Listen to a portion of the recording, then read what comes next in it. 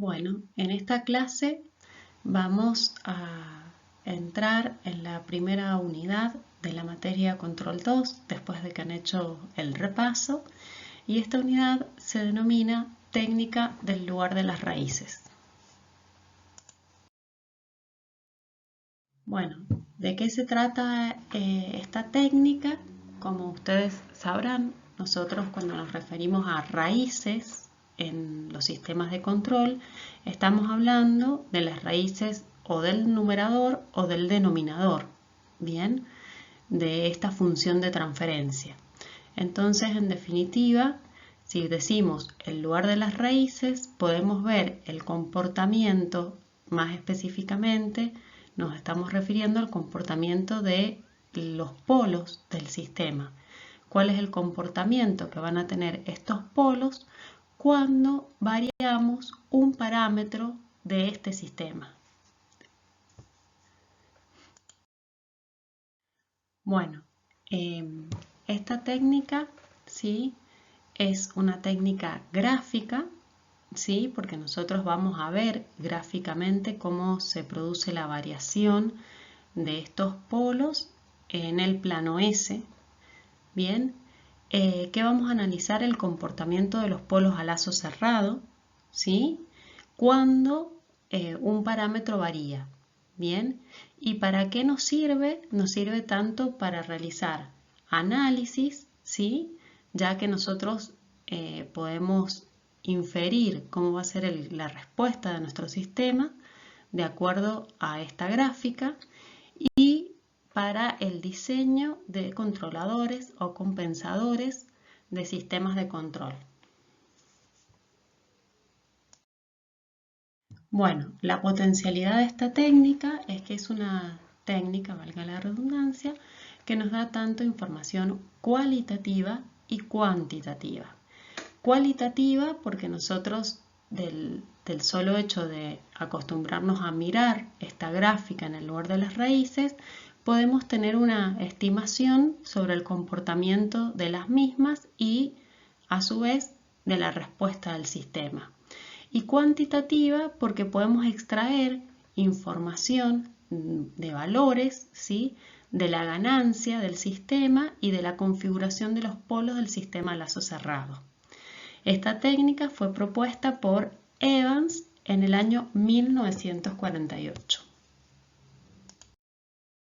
Para introducirnos en la justificación de esta técnica, vamos a trabajar con un ejemplo. Este ejemplo está basado en una cámara que realiza el seguimiento de un objeto, ¿sí? El objeto va a tener un detector, ¿sí?, el cual va a emitir una señal que es captado por la cámara y va a haber una relación entre el objeto a seguir y lo que está sensando la cámara, y si el objeto se mueve, ¿sí?, ahí se va a generar una relación de una señal de error, y hasta que la cámara no se ubique en el posicionamiento deseado para observar ese objeto, ese error va a ser distinto de cero. Cuando el posicionamiento se logra, el error se hace cero. Por lo tanto, si nosotros tenemos la función de transferencia, ¿sí?, de este sistema, vamos a tener la función de transferencia del motor de la cámara, bien, y una ganancia de un amplificador. Si nosotros calculamos la función de transferencia a lazo cerrado, obtenemos esto que tenemos acá, en donde la ganancia del sistema está dado tanto por la ganancia del amplificador como por la ganancia del motor. Bien, ahora bien, si nosotros queremos saber cómo se comporta este sistema cuando nosotros variamos esta ganancia, ¿sí?, fíjense que la ganancia está en el denominador de la función de transferencia a lazo cerrado o en la ecuación característica. A medida que vamos variando, le vamos dando valores acá, nosotros tenemos una distinta ubicación de los polos a lazo cerrado, ¿sí?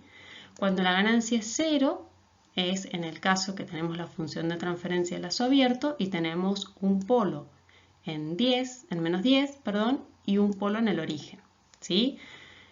Cuando la ganancia vale 5, tenemos dos raíces reales y distintas, ¿está bien?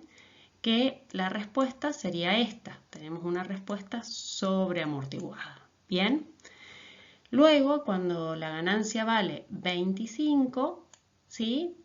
Tenemos un par de raíces reales y coincidentes en donde ahora tenemos una respuesta amortiguada crítica. ¿Bien? Y a partir de este valor, ¿sí? Las raíces pasan a ser complejas conjugadas, como se ve acá, ¿sí? En donde lo que va a ir variando a medida que aumente la ganancia, como ven, es la parte imaginaria, ¿sí? Y como va variando la parte imaginaria, aparecen respuestas con mayor oscilación. Bien, esta sería la primera y esta ya sería para un valor más grande de 30. ¿Sí? Bueno, como pueden ver, a medida que yo varío el parámetro K o la ganancia, ¿sí? Voy variando la ubicación de los polos a lazo cerrado. Por lo tanto, si yo paso esa tabla, ¿sí? A los valores que hemos graficado, o sea, que he graficado acá en el plano S, empiezo, bueno, por 0 y menos 10, que es cuando K vale 0, y luego, a medida que K va aumentando, los polos reales van decreciendo en este caso, ¿sí? Y estos van aumentando en valor absoluto, hasta que llegan al valor de raíces reales y coincidentes, que es cuando K vale 25, ¿sí? Y a partir de ahí ya me muevo en el plano complejo con raíces reales que tienen su parte real en menos 5 y su parte imaginaria va variando, ¿sí? Y me voy moviendo a lo largo de este lugar que pasa por acá, ¿está bien? Entonces, por eso también empieza a aumentar el MP. Bien, si yo eso le doy valores, digamos, o hago una variación continua del parámetro K, voy a obtener el lugar de las raíces que ustedes ven a su derecha, ¿bien? En donde esto sería un gráfico continuo de lo que hemos hecho paso a paso en el otro lado. Y esto es lo que se denomina, todo esto es lo que se denomina el lugar de las raíces. Entonces, yo acá, ¿qué puedo inferir o qué puedo visualizar? Primero puedo inferir que a medida que yo aumento la ganancia, ¿sí? Por más que yo aumente la ganancia infinito, mi sistema jamás se va a hacer inestable. ¿Por qué? Porque ningún polo pasa hacia el semiplano derecho. ¿Bien? Yo no tengo ninguna rama o ningún lugar ningún polo que pase hacia el semiplano derecho. Entonces, en principio, yo podría aumentar tanto la ganancia como quisiera, ¿sí? Por otro lado, también puedo inferir que mientras K varíe de 0 a 25, ¿sí? Yo voy a tener respuestas sobreamortiguadas porque siempre voy a tener dos polos reales y distintos o reales y coincidentes. En este caso de acá, ¿bien? Reales y distintos sería acá.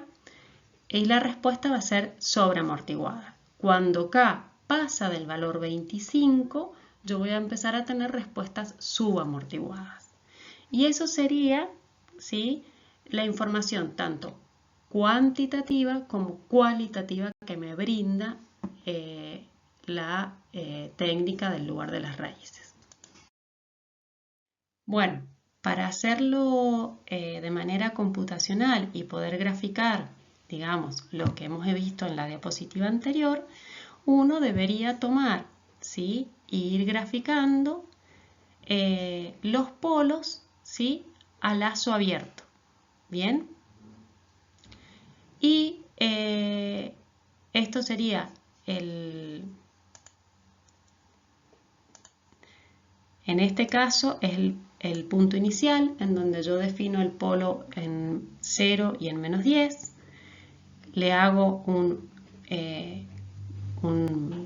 mantengo esa gráfica y luego sobre esa gráfica hago un comando for y le voy dando distintos valores acá, ¿sí? Y fíjense que con este comando yo lo que hago es definir las raíces del sistema y voy dibujando este vector. ¿Bien? Y eso daría el gráfico que hemos visto en la diapositiva anterior.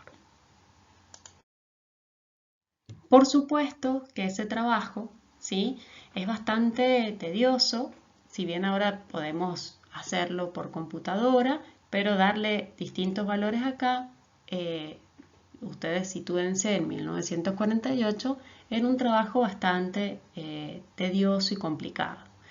Entonces, para poder, digamos, hacer una estimación gráfica, ¿sí?, surge esta técnica propuesta por Evans, que lo que va a hacer es darnos algunos tips o algunas reglas para poder graficar de manera más rápida el lugar de las raíces. ¿Bien? Pero para poder llegar a eso tenemos que conocer o basarnos en ciertos fundamentos matemáticos de variable compleja. Bueno, como ustedes saben, ya lo han visto en matemática aplicada, que cualquier número complejo, ¿sí?, cualquier número complejo puede ser representado tanto por su magnitud como por su fase, ¿sí? Esta sería su fase. Y una función compleja, si yo reemplazo s por un número complejo, sigue siendo una función compleja. Por lo tanto, la función compleja yo también la puedo trabajar como su módulo y su fase. ¿Sí? Bueno, ¿cómo se calcula la magnitud? Disculpen.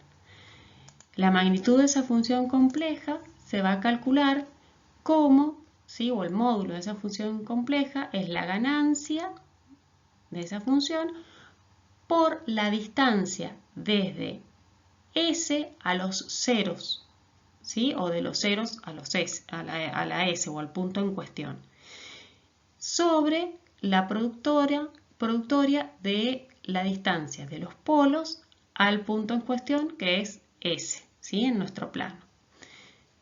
Y la fase, vamos a calcular, ¿sí?, los ángulos que forma este vector de los ceros a la S, al punto en cuestión, menos la sumatoria de los ángulos de los polos hacia el punto en cuestión.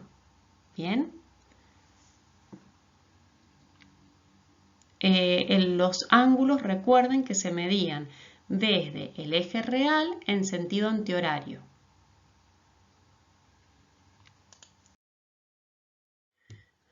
Bueno, si ustedes tienen esta función de transferencia que tenemos acá, ¿sí?, de lazo cerrado, perdón, de lazo abierto puede ser, o de lazo cerrado, pero son muy pocas las funciones de lazo cerrado que tienen un polo en el origen. Si ustedes reemplazan el punto o la S por el punto menos 7 J de omega, se puede calcular de dos maneras el valor de esta función en módulo y fase. Reemplazando, ¿sí?, en la función f de s el punto s, o calculando utilizando vectores. Bien, si ustedes reemplazan s en la función, tienen esta forma de hacerlo con los comandos de MATLAB. MATLAB tiene el valor absoluto que nos da el valor de la función en el punto definido, y el valor con el comando angle sacan el valor angular, ¿sí? De esas dos maneras ustedes pueden obtener el módulo y la fase, ¿sí?, de esta función. Ahora bien, si quieren calcularlo de manera vectorial, ¿sí?, lo que se hacen es ubicar los polos, ¿sí?, y los ceros en el eje o en el plano, como sea, y se toma el punto en cuestión. En este caso nosotros trabajábamos con este punto definido en menos 7 más 9J.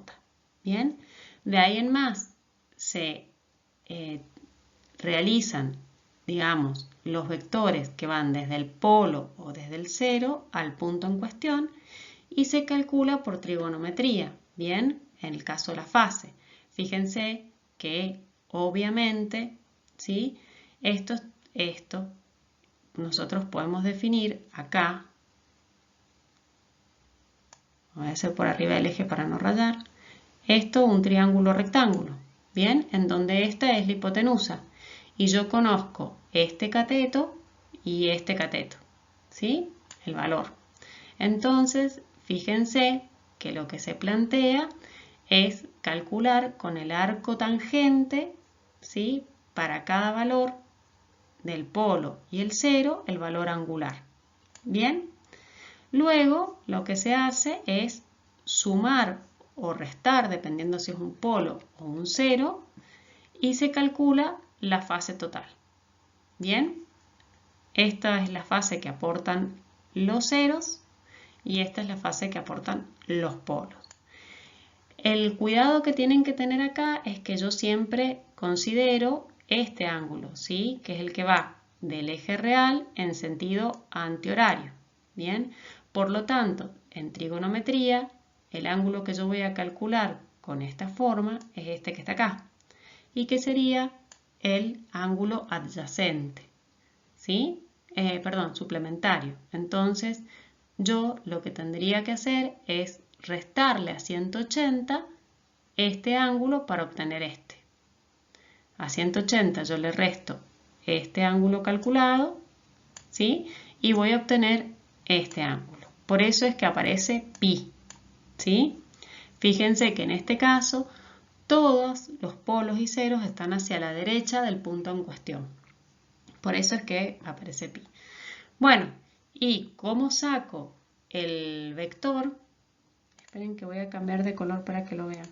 ¿Cómo calculo yo este vector? ¿Sí?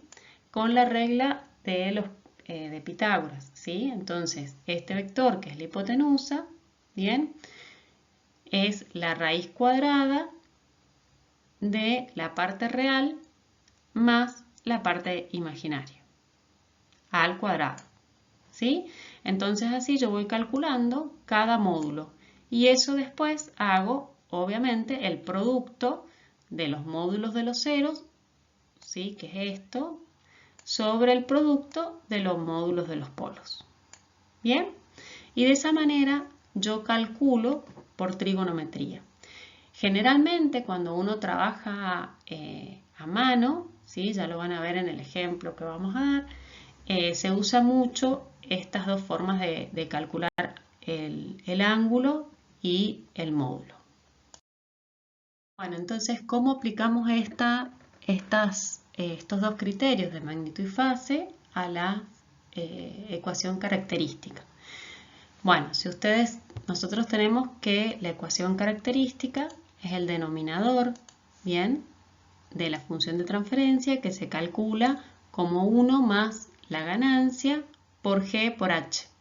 ¿Bien? ¿Sí? G, H.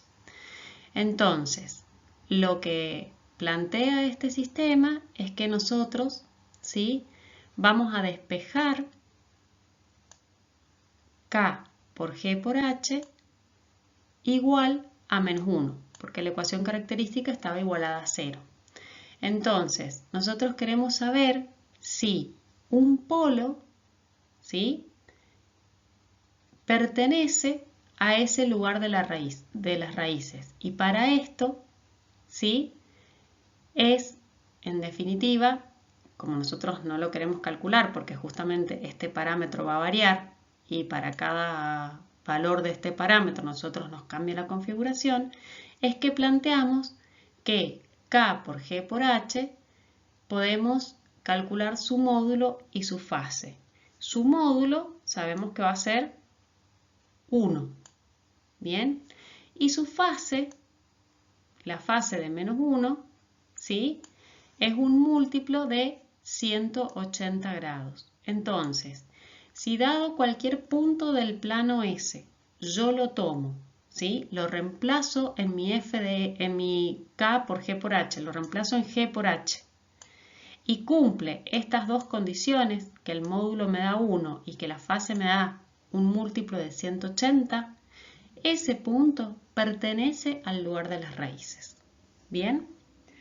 Si me da distinto de 180 la fase, ese punto no pertenece al lugar de las raíces. Por lo tanto, para el ejemplo que vimos de las cámaras, si yo tomo el punto menos 9 y el punto menos 1 más j y quiero saber si pertenece o no pertenece al lugar de las raíces, ¿qué quiero saber yo? Si para algún valor de k este punto, ¿sí?, hace 0 la ecuación característica. Eso es lo que a mí me interesa saber, o si es una raíz de esa ecuación característica. Entonces, directamente analizando el requerimiento de fase, ¿bien?, yo puedo averiguar si ese punto o no va a ser 0 la ecuación característica o pertenece al lugar de las raíces. Si ustedes toman el punto menos 9, ¿sí?, que es este que está acá, fíjense que los polos que yo tengo a lazo abierto, el G por H, es el que está en menos 10 y el que está en 0. La fase de este vector que está acá, fíjense que va a ser 0. Sería la tangente a la menos 1 de la parte imaginaria. No me sale escribir muy bien, chicos. La tangente a la menos 1 de la parte imaginaria, que es 0, sobre la parte real, que en este caso la parte real vale 1. ¿Sí? Eso, la tangente a la menos 1 de 0 era 0 grados. Recuerden que la función tangente iba siendo como así. ¿Sí? Bueno, y en 0 estaba ahí. Bueno, y en este caso, para este punto, fíjense que el vector va a ser igual en sentido contrario. ¿Bien? Entonces, para este caso, para el polo en 0, la fase es menos 180 grados. Por lo tanto, ¿sí?, yo puedo decir que el punto menos 9 pertenece al lugar de las raíces. ¿Está bien? Ahora, si yo tomo el punto, este que está acá, perdón, no es ese, es este que está acá, menos 1 más j, ¿sí?, y calculo la fase de este vector, voy a hacer otro color para que no, si no se va a confundir. La fase de ese vector y la fase de este vector, bien, el ángulo acá que tengo que sacar es pi menos la tangente o a tan, ¿sí?, a la menos 1 de 1 sobre 1. Eso les da 135 grados. No estaría igualando correctamente porque esto que está acá está puesto en radianes, ¿sí? Hay que hacer la conversión a grados. Bueno, pero si ustedes calculan los grados, son 135 grados. Y si yo calculo este ángulo de acá, ¿sí?, sería, lo voy a poner en grados para que quede correcta la expresión, 180 grados, perdón, en este caso no es 180 grados, directamente es la tangente a la menos 1, ¿sí?, de 1, que es la parte imaginaria, sobre 9, ¿sí? Fíjense que estoy tomando este ángulo que está acá, este triángulo que está acá, ¿bien? Ese triángulo, acá está el ángulo recto, ¿sí? Y este es el ángulo que a mí me interesa. Entonces, es la parte imaginaria sobre la parte, el cateto opuesto, perdón, sobre el cateto adyacente. Entonces, es 1 sobre 9. Eso da aproximadamente o cercano a 5 grados. Entonces, si yo aplico el requerimiento de fase, que me decía que era la sumatoria de los ceros, en este caso ceros no hay, menos la sumatoria de los polos, de la fase de los polos, que sería menos 135 grados, ¿está bien?, menos 5 grados. Eso es distinto a 180 grados. No es múltiplo de 180 grados. ¿Está bien? Entonces, claramente, este punto, ¿sí?, no va a pertenecer al lugar de las raíces. ¿Correcto?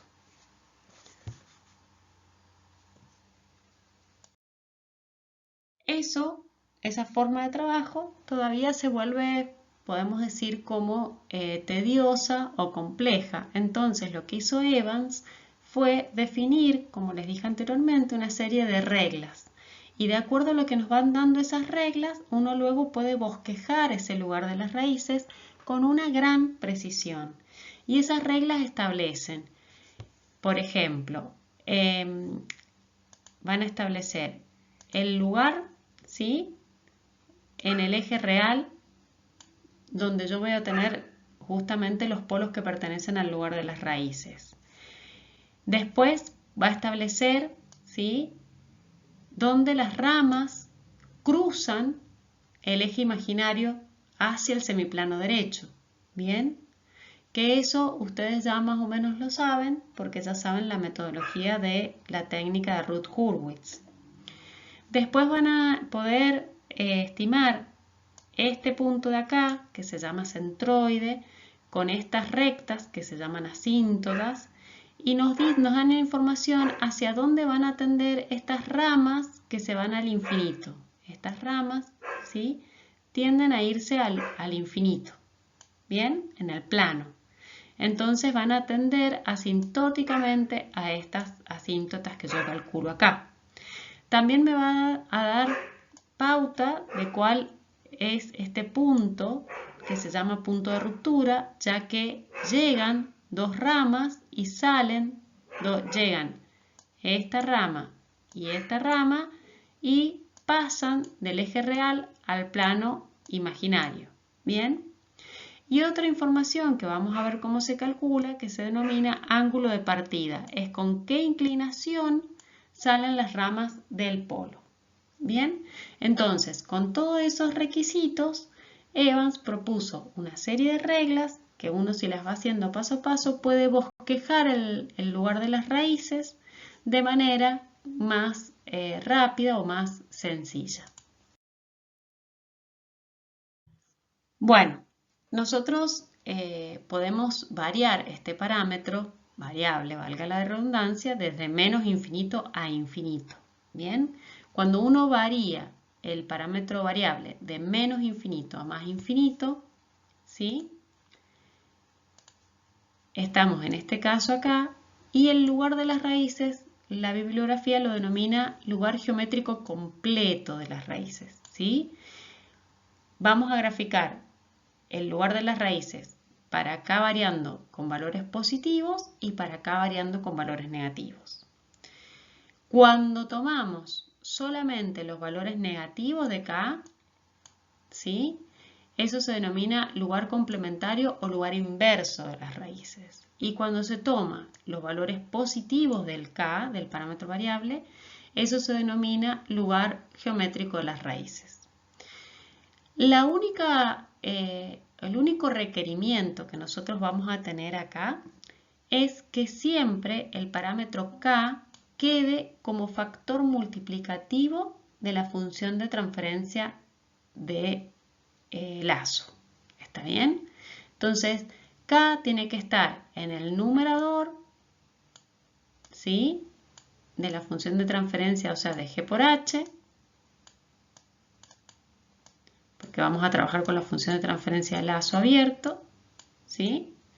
Tiene que estar en el numerador y estar solito, como que ustedes van a trabajar con la ganancia propiamente dicha del sistema. No tiene que estar dentro de ningún factor. ¿Bien? Entonces, a eso se le llama que K esté como factor multiplicativo. Y lo que tienen que tener en claro es que nosotros vamos a trabajar con la función de transferencia de lazo abierto, pero lo que vamos a estar visualizando es el movimiento de los polos a lazo cerrado cuando va variando el parámetro.